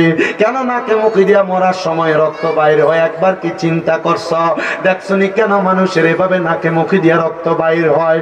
ওই আজরাইল যখন রুহুটা নেওয়ার জন্য কোন মানুষের বুকে হাত দিব, হায়রে বাবা, ওই মানুষটার মনে হবে সমস্ত পৃথিবীর বড় বড় পাহাড় গুলা মনে হয় তার বুকের উপর চাপাইয়া দিছে। আর আল্লাহর পয়গম্বর ইদ্রিস আলাইহিস সালাতু ওয়াস সালাম বলে, জগতের মানুষ, যখন আজরাইল তোমার শরীর থেকে রুহুটা আলাদা করে নিয়ে যাবে, তোমার কাছে এমন মনে হবে, এমন মনে হবে একটা জীবিত ছাগলকে, বকরিকে জীবিত অবস্থায় লটকায়া তার শরীরের চামড়াটা জীবিত অবস্থায় টাইনা টাইনা ছিঁড়া ফেললে একটা বকরির যত কষ্ট হয়, একটা মানুষের রুহু কবজ করার সময় তার এমন কষ্ট হয়। তবে মানুষটা যদি বেঈমান হয়, মানুষটা যদি বেআমল হয়, মানুষটা যদি খারাপ হয়, মানুষটা যদি সুদখোর হয়, মানুষটা যদি হারামখোর হয়, মানুষটা যদি পরের হক মাইরা খাওয়াইন না হয়, ওই মানুষটা মারা যাওয়ার সময় এমন কষ্ট পাবে। শুধু কষ্ট পাবে না, শুধু কষ্ট পাবে না রে আমার মিঠামইনের কামালপুরের বাবারা, ওই মানুষটার রূহ কবজ করার সময় মানুষটা বিছানার মধ্যে এমন ভাবে ছটফটাবে, এমন ভাবে চিৎকার করবে, যদি দুনিয়ার আত্মীয় স্বজনরা তারা চিৎকারের আওয়াজ শুনতে পাইতো, তাহলে তারা এই জায়গার মধ্যে ফালাইয়া ভাইগা চলে যাইতো। আমরা তো বলি কবরে গেলে 3টা প্রশ্ন করে, না রে না। ওই কবরে যাওয়ার পরে ওই কবরের মধ্যে একটা বান্দাকে যখন কবরের মধ্যে রাখা হয়, ওই বান্দাটা মারা যাওয়ার পর বান্দারা 3টা প্রশ্ন করে না। যদি হারামখোর হয়, পরের হক মেরে খাওয়াইন না হয়, বেঈমান বেআমল হয়, তখন বান্দারে কবর থেকে ডাইরেক্ট জাহান্নামের আগুনে পুরায়। 1 দিন 2 দিন জাহান্নামের আগুনে পুরাইবে না, একটা মানুষকে সর্বনিম্ন 3000 বছর জাহান্নামের আগুনে পুরাইব। দুনিয়ার 500 বছর জাহান্নামের একদিনের সমান। চিন্তা করছো নিরে মানুষ, জাহান্নামের মধ্যে তোমার 3000 বছর জ্বালাইব। জাহান্নামের আগুন ভয়ঙ্কর, 3টা কালারওয়ালা আগুন। 1000 বছর তোমার লাল রঙের আগুনের মধ্যে পুরাইব, এবার 1000 বছর তোমার সাদা ধোঁয়াযুক্ত আগুনের মধ্যে পুরাইব, আরো 1000 বছর কালো ধোঁয়াযুক্ত আগুনের মধ্যে তোমারে পুরাইব। এমন ভাবে পুরাইব, শরীরটারে আংরা বানাইব রে পর্দার অন্তরালের মা বোনেরা। জ্বালাইতে পুরাইতে জ্বালাইতে পুরাইতে 3000 বছর যখন শেষ হবে, তখন তোমাদেরকে মাকামে তাকাসসুর নামক একটা জায়গাতে দাঁড় করাবে। বলবে, বান্দা কি বলবা বলো? দুনিয়ার কোন চোর চুরি করলে সবাই মারার পর যদি কয় কিছু কর আসেনি কতই, তখন সে কইব, আব্বা গো আমার মাফ করে দেন আল্লাহর হস্তে।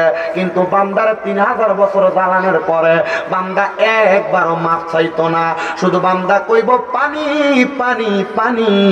বান্দা পানি পানি বলে চিৎকার করবে। হুজুর, তাকে কি পানি দেওয়া হবে?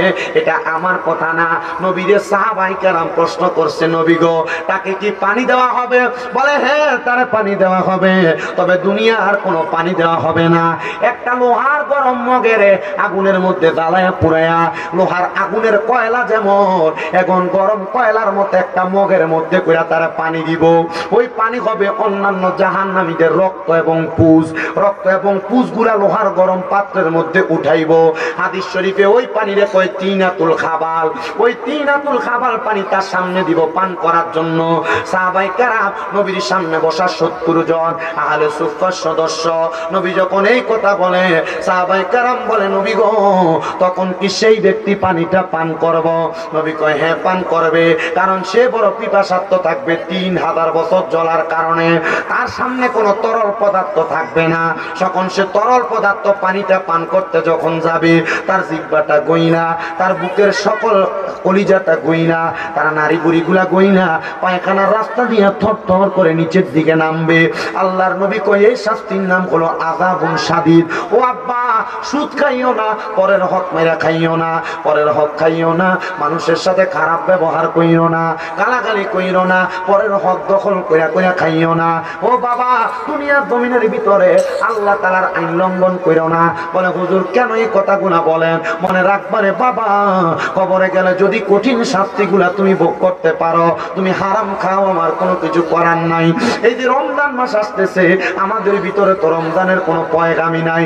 আল্লাহ কইয়া আইয়ুহাল্লাযীনা আমানু কুতিবা আলাইকুমুস সিয়াম কামা কুতিবা আলাল্লাযীনা মিন ক্বাবলিকুম লাআল্লাকুম তাত্তাকুন। আল্লাহ কয় হে ঈমানদারেরা তোমাদের উপর রমজানের রোজাকে ফরজ করা হয়েছে, তোমাদের পূর্ববর্তীদের উপর যেমন ভাবে ফরজ করা হয়েছিল। তোমরা এই রোজার মাধ্যমে যেন তাকওয়া অর্জন করতে পারো, খোদাভীতি অর্জন করতে পারো। বুড়া বেডারা জুয়ান বেডারা বয়স তো বেশি হয়ে গেছে কিন্তু এখনো পর্যন্ত তোমরা রমজানের রোজাগুলা রাখো না। ভিটামিন বাজারে যাইয়া চা দোকানের মধ্যে শাটার লাগে, লাল কাপড় আর কালা কাপড় লাগে লাগে খাও। আব্বারে মনে রাখবা এই রোজা না রাখার কারণেও কবরে গেলে এমন কঠিন শাস্তি পাইবা। রমজান যেহেতু আসতেছে রমজানের প্রস্তুতি গ্রহণ করো, যেমন ভাবে ঈদের দিনে ঈদের নামাজ পড়ার জন্য প্রস্তুতি গ্রহণ করো।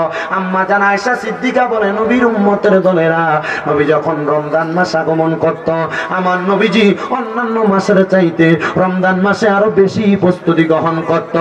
এ মুসলমান কেমন প্রস্তুতি গ্রহণ করবা? রমজান আসার আগে তোমার সকল কর্মগুলা শেষ করে গোটায় ফেলবা। গোটায় ফেলা একজন মুসলমান হইয়া অন্যান্য মুসলমানদের কাছে ইফতার বিতরণ করবা। নবী বলে এ জগতের উম্মতের দল তোমরা যদি পারো 1 গ্লাস দুধ দ্বারা কাউকে ইফতার করাও, যদি না পারো 3টা খেজুর দ্বারা কাউকে ইফতার করাও, যদি এটাও না পারো তাহলে 1 গ্লাস পানি দ্বারা তুমি কাউকে ইফতার করাও। যদি এই 3টা কাজ তুমি করতে পারো, ইফতার করাইতে পারো, আল্লাহ তাআলা তোমার জন্য জান্নাতি নাজ নিয়ামতের ব্যবস্থা করবে। নবী গো আর কি উপহার আছে? বলে মাহে রমজানের 30টা তারাবির নামাজ আদায় করো। 30টা তারাবিতে আমার আল্লাহ তাআলা তোমার 30টা বরকত দান করে দিবে। নবী আর কি করব? বলে সারাদিন রোজা রাখার জন্য তোমরা সাহারি খাও।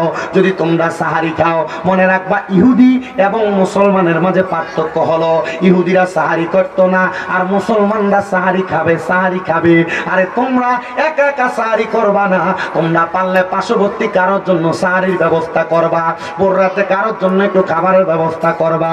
নিজের ঘরে যদি গরুর গোশত মুরগির গোশত রান্ধে আলুটা একটু বাড়াইয়া দিয়া পাশের ঘরে একটু গরুর গোশত মুরগির গোশত দিও, কারণ তোমার ঘরের তরকারির গানটা তার ঘরে যায়, তখন সে যদি আফসুস করে হাই রে আমি তো একটু গোশত দিয়ে খাইতে পারলাম না, মনে রাখবি রে বাবা এটার কারণে তুমিও বড় আফসুসের শিকার হইবা, আমল আখলাক গুলা হারাইবা। কারণ এই রমজান মাস আসলে দেখা যায় সোনার বাংলাদেশের বহু টাকাওয়ালারা বহু পয়সাওয়ালারা মক্কায় যায় হজ করার জন্য, উমরা হজ, বহু টাকাওয়ালারা পয়সাওয়ালারা যায় মদিনাতে ইতিকাফ করার জন্য। এরা জানে না এদের টাকা পয়সা দিয়ে হজ করার আগে এদের এলাকার গরিব দুঃখীরে যদি তারা চাইতো হজ করার চাইতে আরো বেশি সওয়াব আমার আল্লাহ তারা আমল নামাই দিত। এজন্য শেখ সুরে সুরে লেখে ওরে হজ করিতে মক্কায় যাইয়া খরচ করলি যেই টাকা সেই টাকা গরিবকে দিলে গরিবই তাকেই তো কাটা। কেউ যায় টাকার গরমে, কেউ যায় হজ দেশে ভ্রমণে, কেউ যায় টাকার গরমে, কেউ যায় দেশে ভ্রমণে। হাইরে ধনীরা যায় ধনের টানে আনিতে সোনা দানা, শুধু খাইলে নামাজ হবে না ও মন বোঝো না, গোশ খাইলে নামাজ হবে না। সুদ খোরাছি কম না বেশি? আমাদের সমাজের মানুষের সুদ কুটিরে ধরে নিয়ে মসজিদের সভাপতি বানায়। কথা কয় না কা? আমাদের মানুষের সুদখোর ঘুষখোরটিরে ধরে নিয়ে মসজিদের সেক্রেটারি বানায়, এলাকার সর্দার মাতাব্বরির দায়িত্ব সুদখোর ঘুষখোরটিরে দেয়। আল্লাহর কসম, আমার কাছে আমি আজকে আমার বেশি সময় দিতেছি, হুজুর তো আনো আপনারা কি কষ্ট দিয়েছে? রোজার ফজিলতটা বলে আমি ছাড়তাছি, একটু কষ্ট করে বই ভাই আসুন নি আপনারা। বিরিয়ানিও তো আছে বলে আজকে আপনারা লাগে ওই তারা সামনে দিয়ে বয়েছে বিরিয়ানি দেখ, তখন মানুষের দেখতে বোঝে তোর না যা তোর সালাক মাফি কমিটি মারহাবা পান। এবার হুজুর আইসিনি হুজুর আইলে লই যান তাড়াতাড়ি। আমি আব্বা আমি একটা কথা বলি আপনার, আমি এতক্ষণ ওয়াজ করি, আপনারা আমার ইউটিউবে ঢুকে দেখেন আমার ওয়াজগুলো দেখবেন 40 মিনিট, ওই যে জিকির আজকাল মিলাদ খেয়াম এগুলো বাদ দিয়ে মোনাজাত বাদ দিয়ে 40 মিনিট, সব মিলে 1 ঘন্টা 20 মিনিটের মতো আমি কথা বলি। আমি পাও আলাপ করে আপনার কাছে শুধু সময় নষ্ট, আমি কে পর্যন্ত পাও কোনো আলাপ করছি? আমি শুধু সময় নষ্ট করি। আমার সিস্টেম হইলো আমি 1 ঘন্টা 20 মিনিট আপনার নিট ওয়াজ যেন কেউ আমার কইতে না পারে যে ফাও ওয়াজ করে দিয়ে চলে গেছে, এটা ওয়াজ না, আমি চলে গেছি, আমি আপনার নিট ওয়াজ দিয়ে গেছি, কথা বুঝছেন? এই জন্য আমি আমার নির্দিষ্ট পরিমাণ সময়ের বেশি ওয়াজ করছি। আমার বয়সটা কম না বাবা, আমি সেই সেপ্টেম্বরের আগে থেকে ওয়াজ শুরু করছি। আমি এই বছরে এখনো ভালো করে ঘুম হয় না। আমি আজকে আইসে এখানে খাবার খাই, আইয়ে তার কাছে বেসরমের মতো ওই যে মিঠামনের ফেরি থেকে নেমে গেছে, ভাই ফোন দিয়ে কো ভাই ভাত নিয়ে আইয়া ভাত খাইছি, ভাত খাই শুইছি, শোয়ার লগে লগে লেগে গেছে। আমার শরীরও তো খুলেতে হবে, ঠিক না? শরীরটা খুলেতে হবে। হুজুর আসার আগ পর্যন্ত একটা রমজানের গজল গাই। রমজান মেহেরবান,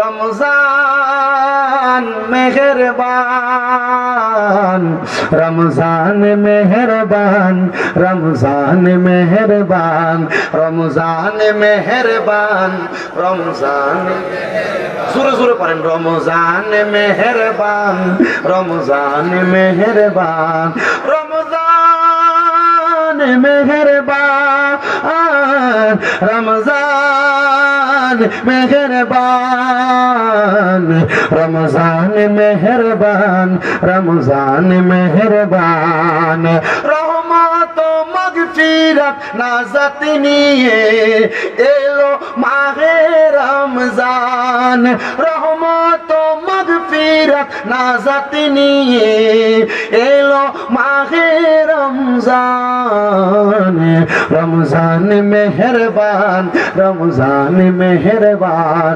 রমজান মেহেরবান, রমজান মেহেরবান, রমজান মেহেরবান, রমজান মেহেরবান, রমজান মেহেরবান, রমজান মেহেরবান, তারাবি সাহারি ইফতারিতে বরকত বেশমার, তারাবি সাহারি ইফতারিতে বরকত আছে বেশমার, রমজান মেহেরবান, রমজান মেহেরবান, রমজান মেহেরবান, রমজান মেহেরবান, রমজানের শেষ 10 দিন তালাশ করো লাইলাতুল কদর বরকতান, রমজানের শেষ 10 দিন তালাশ